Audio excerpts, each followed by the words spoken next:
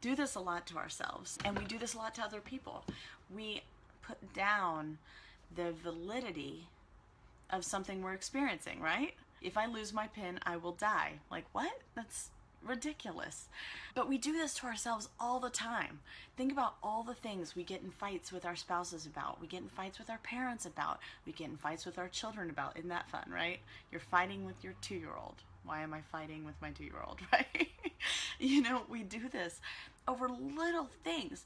And the truth is, if we really dig deep, it's deeper than that. So just like this example, for those of you who didn't get a chance to read my post, in big letters it says, if you lose your pin, you will die. But underneath that, the deeper, underneath that iceberg, you know, what you can't see under the water, is this rationale that your brain does. A lot of this is unconscious and it's out of our control. So what happens is, you lose your pin, you won't have a pin. If you don't have a pin, you won't be able to take notes in class. If you're not able to take notes in class, you're not going to be able to study. If you're not able to study, you're going to fail your test. If you're not able to pass your tests, you're not going to be able to get a diploma. No diploma, you're not going to be able to work. If you're not able to work, you're not going to make any money. If you're not going to make any money, then you're not going to be able to have food. Not having food means you're going to be skinny. If you're too skinny, you're going to be ugly. You're not going to be able to get jobs. You're not going to be loved.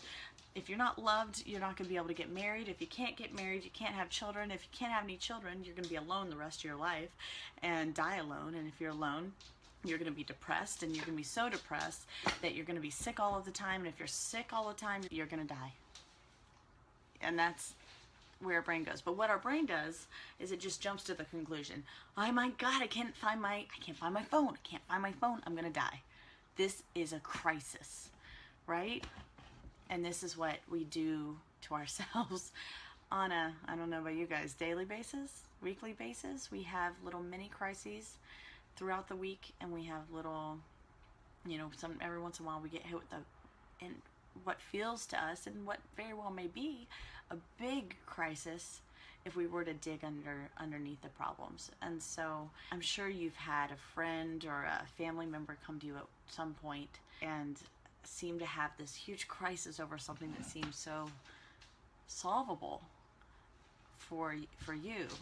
And what's happening is this: all of these things underneath that ultimately feel like, I'm gonna be alone for the rest of my life, I'm gonna die, I'm gonna have all my worst fears come true. All of that's happening underneath that panic for that person.